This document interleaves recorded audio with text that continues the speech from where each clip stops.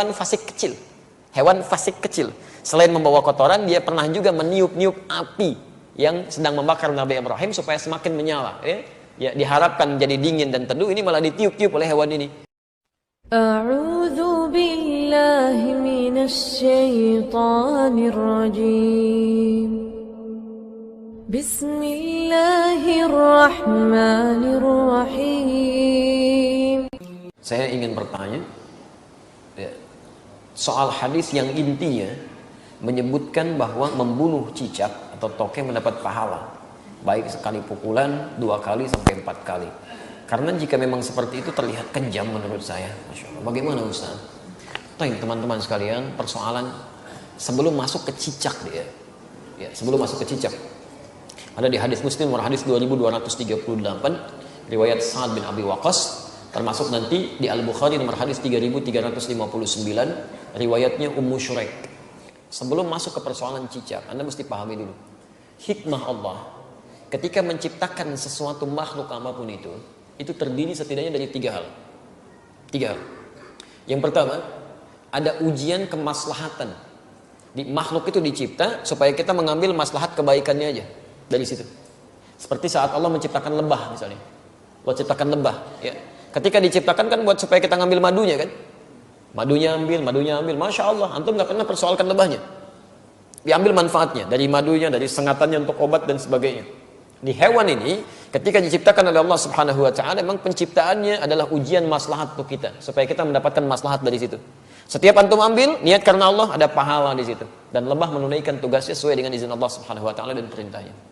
Kedua, ada sebagian yang diciptakan oleh Allah Subhanahu wa Ta'ala sebagai ujian yang menghadirkan madarat di situ supaya kita mengetahui ada keburukan yang harus kita hindari. Ada keburukan yang harus kita hindari. Misal, nyamuk diciptakan oleh Allah Subhanahu wa Ta'ala. Ketika diciptakan oleh Allah, mohon maaf untuk menunjukkan bahwa ada lingkungan yang kotor di situ. Yang tidak bagus. Ada penyakit yang harus dihindari. Makanya ketika dia ditunjukkan oleh Allah, dia muncul fitrahnya, dia memang mesti misal dieksekusi, dibunuh kan? Kenapa dia mesti dibunuh? Karena di lingkungan itu ada yang kotor, plus dia pun membawa kotoran yang mungkin bisa berpindah satu dengan yang lainnya. Di pelayanan kehidupannya, tasbihnya kepada Allah, memang khidmatnya untuk menunjukkan ada tanda yang kotor nih pada diri saya. Ada sesuatu yang buruk di lingkungan Anda. Jadi nyamuk tuh ketika datang, dia membawa sesuatu yang baik untuk kehidupan kita. Cuman dilihat dengan persepsi yang kotor. Ini ada ujian madarat maksud kita. Ya. Ini ada yang kotor, yang gak bagus. Kita bunuh nyamuk di situ, menghilangkan kotoran yang ada di dalamnya. Tapi diciptakan oleh Allah untuk menandakan ada sesuatu yang harus kita hindari untuk kebaikan kita. Makanya ketika Allah menciptakan nyamuk ataupun lalat, ya Masya Allah turun ayat di situ. Quran surah kedua Al-Baqarah ayat 26. Posisi paling kanan dari tengah sampai dengan ke bawah. Innallaha la yastahi ayyadriba mathalan ma ba'udatan fama fawqaha. Allah itu enggak pernah punya rasa malu. Kalaupun harus membuat perumpamaan dengan menciptakan nyamuk, karena di balik itu pasti ada kebaikan maslahat untuk kita. Jadi kenapa antum enggak pernah tanyakan? Kenapa enggak tega membunuh nyamuk? Kenapa nggak mengatakan kejam membunuh nyamuk? Kan? Jadi persoalannya bukan bunuh atau tidak bunuh, itu ada ujian bagi kita yang menampilkan madarat di situ yang harus kita kemudian hilangkan. Kalau Allah nggak tampakkan maka bahaya untuk kehidupan kita. Termasuk cicak. Cicak masuk pada ujian madarat di samping ujian keimanan. Ya, ada madarat. Bukankah ketika cicak datang menandakan bahwa banyak kotoran yang ada di situ? Ada bakteri E. coli yang dia bawa, ada kotoran-kotoran yang ada di sekitarnya. Yang dimakannya pun yang kotor juga. Apa makanan cicak? Nyamuk. Jadi ini menandakan bahwa ketika cicak hadir itu dia diciptakan oleh Allah, bukan diciptakan untuk dibunuh, diciptakan untuk menandakan ada madarat di sekitaran itu dengan kotoran-kotoran. Makanya diciptakan oleh Allah untuk menunjukkan ini ada yang kotor, ada yang gak bagus, termasuk dirinya sendiri. Maka Nabi menyampaikan riwayat Sa'ad bin Abi Waqqas, ya, qala anna Nabiy sallallahu alaihi wasallam, bahwa Nabi sallallahu alaihi wasallam amara qatlal waza', memerintahkan untuk membunuh cicak dan ada pahala di situ.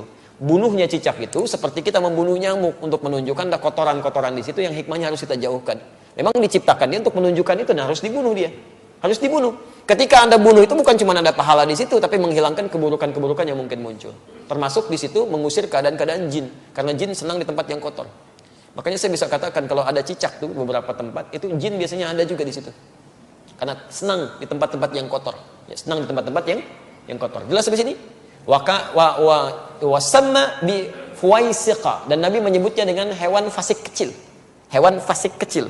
Selain membawa kotoran, dia pernah juga meniup-niup api yang sedang membakar Nabi Ibrahim supaya semakin menyala. Ya? ya diharapkan jadi dingin dan teduh, ini malah ditiup-tiup oleh hewan ini.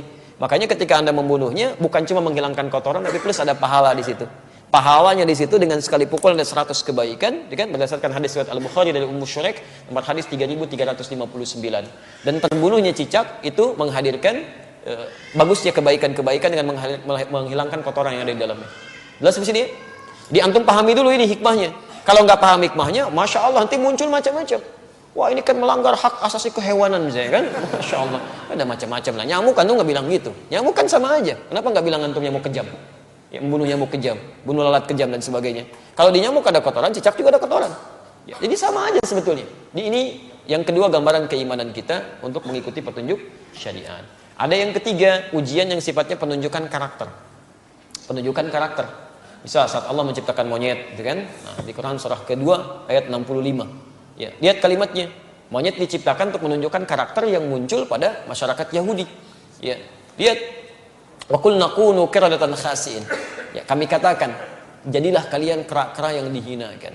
Kera-kera yang dihinakan. Kenapa Yahudi dikutuk menjadi kera? Kami pernah punya kajian tafsir di Tripoli. Saya mintakan murid-murid kami pada saat itu untuk praktek langsung di kebun binatang. Dan kita pernah ujikan juga di sini dengan sebagian teman-teman di Kiai. Jadi kita praktek tafsir ke kebun binatang, dibagi kelompok, keluarkan semua ayat-ayat di Quran yang terdapat kata binatang di situ. Ada monyet, ada misalnya unta, ada gajah, ada macam-macam. Terus kita bikin kelompok. Ini kelompok unta, kelompok gajah, kelompok monyet, macam-macam. Analisis. Apa keistimewaan dan keunikan hewan-hewan ini? Dan presentasikan. Saya langsung saja, begitu ada kelompok monyet presentasi, dia sampaikan, Ustaz, ketika kami lemparkan kera itu dengan satu makanan, dia tangkap dengan tangan kanannya begini. Kemudian kami lempar lagi, dia tangkap dengan kirinya begini. Lempar lagi, tangkap dengan kakinya dia begini. Lempar lagi kaki yang satunya lagi. Begitu ada kawanan lain masuk ke situ, dia akan usir, nggak boleh. Tapi kalau dia sudah nggak suka dengan makanan dia akan datang ke tempat yang lain, dia obrak-abrik tempat itu tuh. Mirip kejadian dengan yang sekarang itu. Ya, dia ambil ini, ambil itu, monopoli ini, monopoli itu, bikin orang lain bangkrut macam-macam dan sebagainya. Begitu sudah nggak suka masuk ke satu tempat, yang di situ suruh keluar semua. Sama kan, menunjukkan karakter. Ya, menunjukkan satu karakter. Makanya ketika antum keluarkan di Quran itu nggak mungkin, nggak ada yang kosong dari faidah. Pasti ada kebaikan-kebaikan yang mungkin bisa kita dapatkan. Ya, sama semua yang di laut, yang di atas itu semua bertasbih pada Allah Subhanahu Wa Taala. Hewan yang di darat, hewan yang di laut, ikan. Sebutkan jenis-jenis ikan, ya kan? Masya Allah, ikannya banyak tuh. Antum bisa sebutkan sekali. Kenapa antum senyum? Ini macam-macam nih. Itu mana yang aneh aja. Jangan ingat yang nggak betul lah ya. Kasihan anak itu. Namanya Ahsan. Orang Semarang itu punya masalah dia ya, punya masalah di lisannya. Jangan dicela, kasihan. Ya, punya masalah di lisannya, kita harus doakan pada Allah Subhanahu Wa Taala. Dan kalau menemukan kesalahan dalam sesuatu hal, untuk anak khususnya dalam pendidikan di Quran, di Sunnah, itu jangan minta diulang, jelaskan kesalahannya. Man ra'a minkum munkaran falyughayyir bi yadihi aw bi lisani. Jadi kalau anak salah misalnya, coba sebutkan jenis-jenis nama ikan paus. Bukan ya, itu bukan paus. Kalau kamu sebutkan paus, itu tuh paus kan? Ikan tuh harusnya paus. Paus, seketika sampaikan, bukan paus ya, paus. Maka dia mulai berkata, oh iya, paus. Langsung benarkan. Ya jangan minta diulang. Ulangi.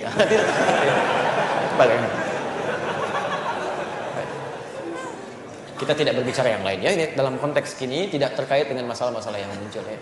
Antum jangan pancing-pancing pertanyaan yang membuat resah nanti. Besok-besoknya jadi tersangkal ya kan. Semoga Allah rahmati kita semua.